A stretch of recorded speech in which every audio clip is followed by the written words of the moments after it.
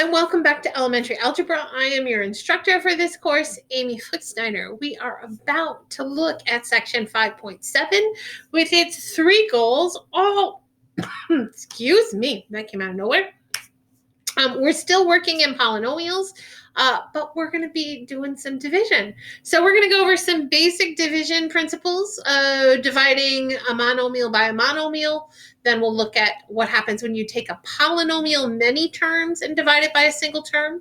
And then we're going to explore some of the equivalent forms of formulas. Because as you do some of this division stuff, as it turns out, there's more than one way to write the answer. And we want you to have been exposed to both of them and to be able to determine if an answer that you're writing down has an equivalent form or not, has a different way of writing it. Sort of like equivalent fractions. Okay.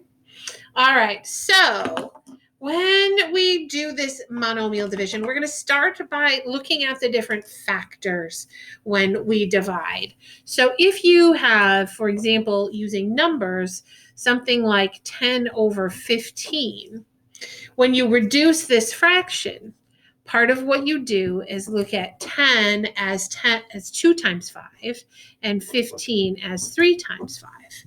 And in doing that, you see that what we have is a common factor. And that common factor can reduce itself out or cancel itself out as 1. So 5 goes into 5 once, 5 goes into 5 once, and what we really have here is 2 over 3. We're going to be doing the same thing with our variable terms. Let me show you what I mean. In problem number 1, we have x squared y over x.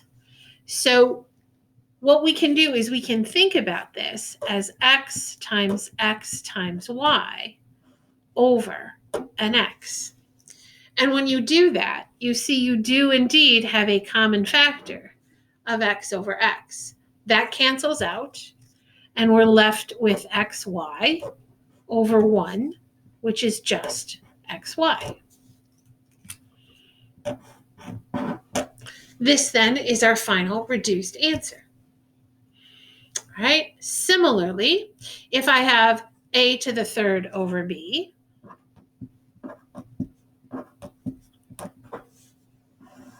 a to the third b over ab to the third,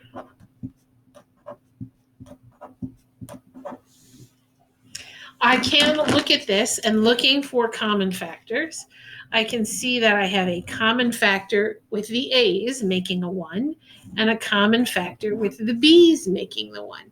I'm really deciding I hate this lemon color, at least for this application. We'll try the not so bright one. This will leave us with a times a, or a squared, over b times b, which is b squared. Since I can't combine that or simplify that any further, this is all I get, right? Okay, problem number 3 is a 12m to the third n to the fifth over 9m to the second n to the ninth. So 12 is 3 times 4. M is m times m times m. N to the fifth is n times n times n times n times n over 9, which is 3 times 3. There's a minus in front of all this. M to the second and n to the ninth. 3, 4, 5, 6, 7, 8. I think I need one more. Oh, Lord. You can see this is not going to be fun, right? Those 3's will cancel. Those 2 m's will 1, 1. And then these 4, 1, 2, 3, 4, 5, 1, 2, 3, 4, 5. Leaving me with a negative 4m, no n's left, over 3n to the fourth, right? Okay. Now, some of you are saying, Amy, Amy, didn't we do this last section? Didn't we do this before with our power rules? Beautiful. Beautiful. Your power rules will indeed work here. If you want to use your power rules, you can recognize a negative 12 over 9 as a negative 4/3. This would be m to the 3 minus 2, or m to the first, n to the 5 minus 9, or n to the negative 4th. That tells me that the m stays on top, the n's go into the bottom, and I have negative 4m over 3n to the 4th. Same answer using my power rules, right? I can use the factors where I pull everything out like I did here, or I can go back to those power rules from, what chapter was that? Was that the beginning of this? Yeah, from the beginning of this one. Nice. Sweet. Okay. So how do I do number 4 then? Well, I can tell you what I would do for number 4. For number 4, I would look at this and use my power rules to say this is 3 to the 5th, x to the 10th, right? Multiplying power, over 108, x to the 12th. Now, I do need to figure out the factorization of 108. I probably will. That will help me with my 3 to the 5th. So I would probably take out, because this is the numbers, it's not the algebra, but I would probably take out my 108, and I would do my upside down factor tree. This is 2 times 54, which is 2 times 27, which is 3 times 9, which is 3 times 3. So this would be 3 to the 5th, x to the 10th, over 2 squared 3 to the 3rd, x to the 12th. Okay, so the 2 squared is going to stay on the bottom because that doesn't have another base. This is going to be 3 squared up on top. 5 minus 3 is squared. X to the 10th, x to the 12th, that's going to be x to the negative 2nd. That's going to be 9 over 4. X to the negative 2nd goes in the denominator. 9 over 4x squared. Nice. I'm using my power rules and my powers of canceling all at the same time. All right, so what would I do for number 5? Number 5, I would use my power rules. I ran out of room, so I'm going to come over here. That would be a negative 2 to the 3rd, k to the 6th, m to the 15th, over 3 squared, j, 5 times 2 is 10k to the 6th. Well, there's not a lot that cancels here. My k's are the same base. Nothing else is the same base. And k to the 6th over k to the 6th is 1, or k to the 0. So this would be negative 2 to the 3rd is a negative 8. M to the 15th over 3 squared is 9.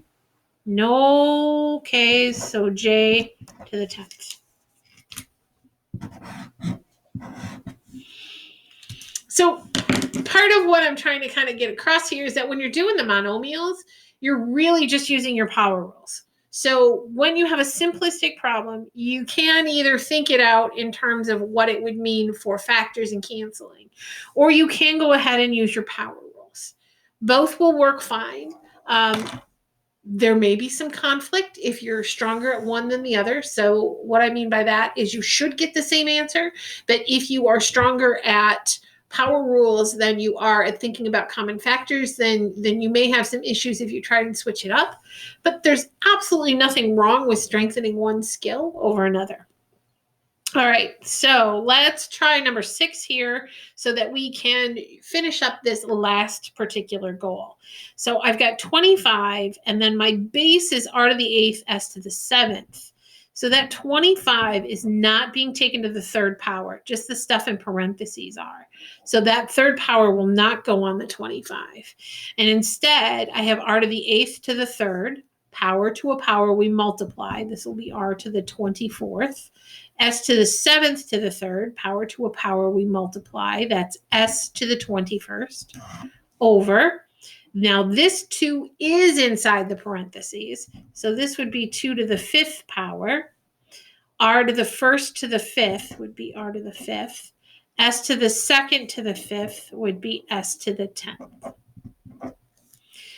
All right, so this is going to be 25. That will stay in place. R to the 24th over r to the 5th would be r to the 24 minus 5, or 19.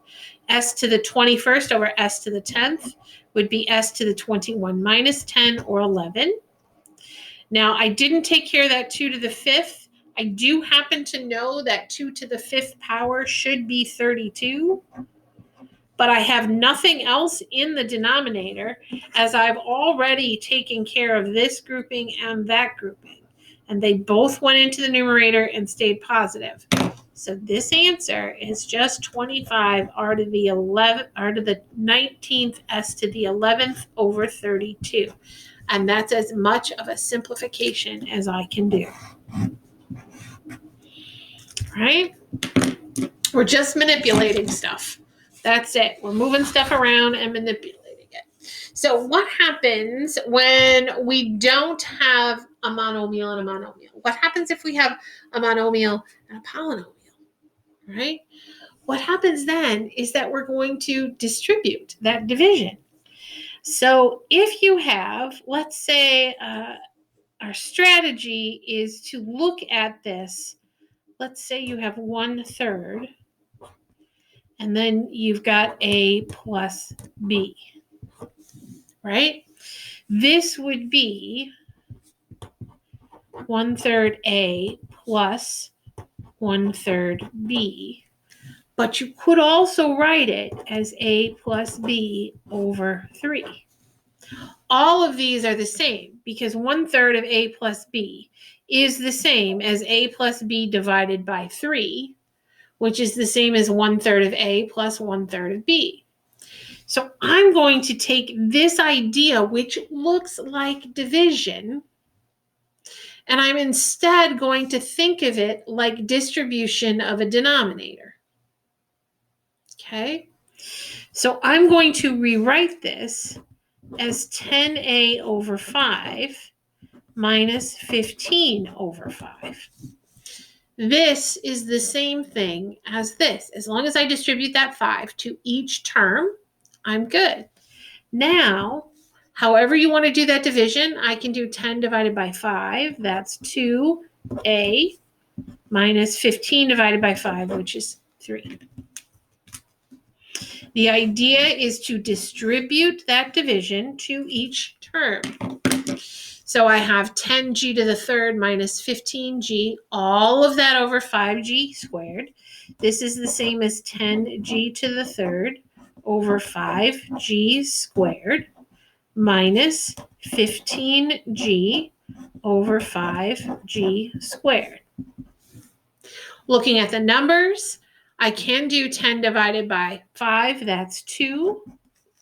G to the 3rd over g squared is g to the 3 minus 2, or g to the 1st. 15 over 5 is indeed 3 over 1, so that's good. This would be g to the 1st over g squared. 1 minus 2 would give me g to the negative 1. Now, we do want to have all positive exponents, so this would be 2g minus that g to the negative 1 means we need to kick it into the denominator, 3 over g.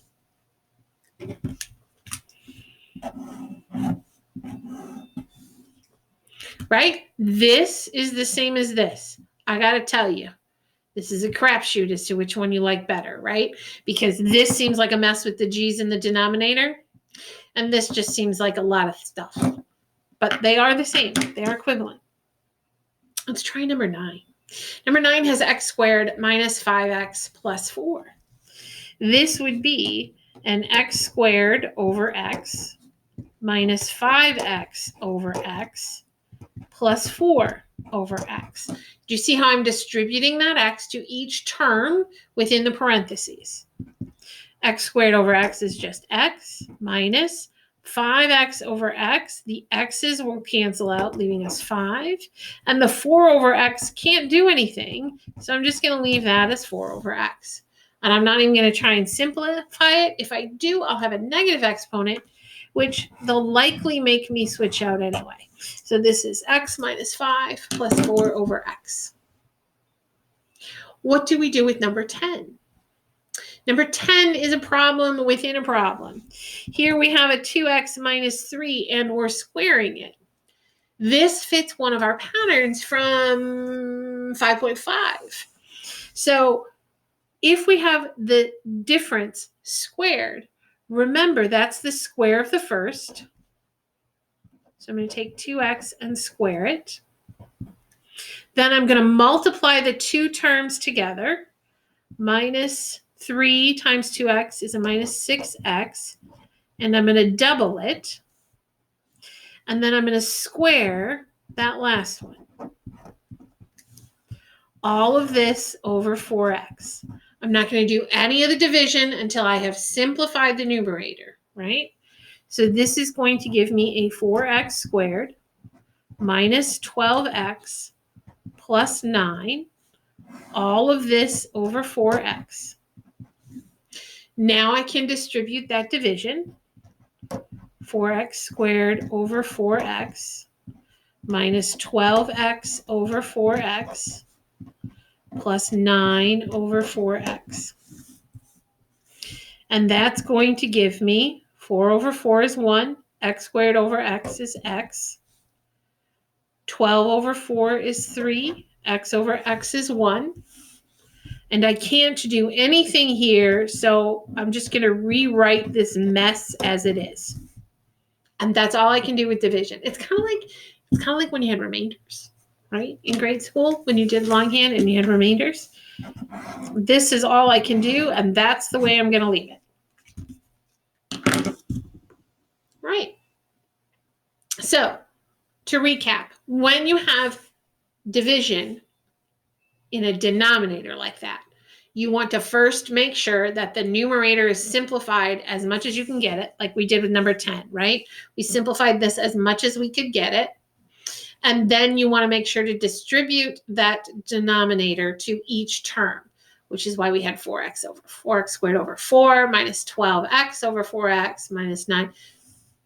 Right? So first simplify that numerator as much as you can, and then distribute your division. All right. Let's see, I think we've got, I do have a few more. Good, I've got some more practice. I'm glad I got more practice. All right. I got some rough ones. Okay, so is this numerator simplified as much as I can get it? It does look to be. So then I'm just going to distribute that denominator. That'll give me 4p squared q to the third over 2pq plus, notice I'm keeping the sign there, 12p to the third q over 2pq minus 6pq over 2pq. That 2pq has been distributed to each one of the terms. Okay, then I'm going to look at the coefficients. 4 over 2 is 2. P squared divided by p is going to give me p to the first. Q to the third divided by q is going to give me q to the second. Plus 12 over 2 is 6. P to the third over p is p squared. Q over q cancels out. Minus 6 over 2 is 3. My p's will cancel, my q's will cancel.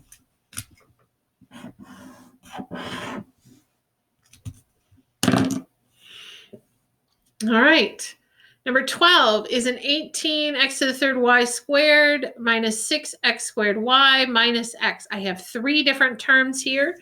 Keeping in mind, just as a reminder, when things get messy, look for the pluses and minuses. Those distinguish different terms. They split terms apart.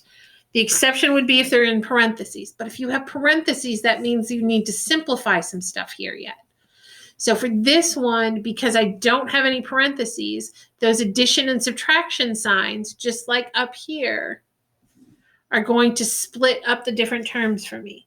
So this will be an 18x to the third y squared over 9x squared y squared minus 6x squared y over 9x squared y squared minus x over 9x squared y squared. Do you see how I use those subtraction signs to split up my terms? That's how I knew where to go. Okay. Now, looking at this first monolith of a term, we're going to start with the numbers. 18 divided by 9 is indeed 2. X to the third over x squared is x to the 3 minus 2, or x to the first. Y squared over y squared cancels out. Now, for the second term, I have 6 over 9. 9 does not go into 6, but they are both divisible by 3. So I can look at this as a fraction and simplify it as 2/3. X goes into x. X squared and x squared would be x to the 0 or 1. This would be y to the first over y to the second, or y to the 1 minus 2, y to the negative 1. I'm going to leave that there for now. Yes, some of you already know what to do. That's fine. Minus, I don't have anything that divides out here. I would just leave it as 1. So I'm going to leave that as 1/9. Then I have x to the first over x to the second. That would be x to the 1 minus 2, which would be x to the negative 1. And that y to the second needs to stay in the denominator, right? Because I have no y's on top, so that's going to stay. So let's do one more simplification here. 2x minus this y to the negative 1 kicks it to the denominator. That's going to leave me 2 over 3y minus that being negative, that x to the negative 1 is going to kick it to the denominator with the 9 and the y. So this would be minus 1 9xy. Okay. Now I know not everybody would have put that 1 there, but that 1 holds the place. That 1 makes it possible for me to tell the numerator from the denominator. And if I keep that clear, that's helpful. All right, great. That was a doozy. All right, let's take a look at number 13. Oh, number 13 is fun. Okay, number 13, we have, an h plus 5. So we have a perfect square, or we have a sum squared minus a difference squared. We got some simplifying to do. So here we go. This is the pattern that we learned from 5.5, a little bit earlier, 5.6. Maybe it was last one, 5.6 maybe. All right, so what did we learn? When you have a sum, and that sum is in parentheses being squared, you can square the first one, multiply the two terms together and double it,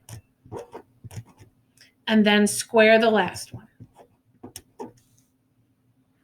Okay, so that's the simplification of h plus 5 squared. Then I'm going to subtract the difference squared. Now, because it's subtraction, I'm going to put it in a big old block because I'm going to need to subtract everything on this side of the subtraction sign, not just the h. So there's going to be some sign changes I need to be careful of. But I can use the same pattern. I can do h squared, square the first one, multiply them together. So that's going to be a negative 3h, and double it, minus 6h. And then square the last one. Negative 3 times negative 3 is a positive 9. All of this goes over 4h. Now to simplify what's up there, I have an h squared plus 10h plus 25 minus h squared plus 6h, distributing, and I'm subtracting a positive 9, which is a minus 9. All of this over 4h. Then I'm going to take combining like terms. H squared minus h squared goes away. 10h plus 6h is 16h. And then I have a plus 25 minus 9, which is a plus 16.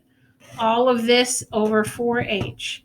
That's going to equal 16h over 4h. plus 16 over 4h.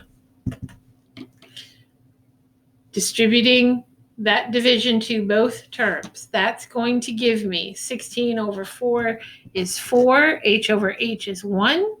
16 over 4 is 4, but that h needs to stay in the denominator. So that's going to be 4 over h. So 4 plus 4 over h is my final simplification. That one was a lot. 14 is similar. It's going to use that. It's going to use some of the patterns we talked about again. So number 14, I've got a big numerator again. I want to simplify that numerator before I start working with division, right? We want it to be as clear and concise as it can be. So we've got an x plus y times an x minus y. This again is one of the patterns. This will give us a first term squared, so an x times an x. Then we'd have a minus xy and a plus xy. So our xy's will cancel out, minus y squared. So this is going to give us x squared minus y squared plus, and then I need to figure out this x plus y, that's a sum squared. So this is just like our h plus 5, right? So we can square the first one, multiply the two terms together, and double it. So x times y is xy, doubled is 2xy. And then we want the y squared. All of this over xy. All right, so let's simplify that numerator. X squared minus y squared plus x squared plus 2xy plus y squared all over xy. So I've got an x squared plus an x squared. That's a 2x squared. I've got a minus y squared and a plus y squared. Well, those are going to cancel out. And then I've got plus a 2xy. All of this over xy. All right. Distribute that division. 2x squared over xy plus 2xy over xy. The 2 doesn't cancel with anything. The x squared and the x will cancel. The y does not cancel with anything, so it stays in the denominator. Plus 2xy over xy, well, that's just going to leave me with a 2.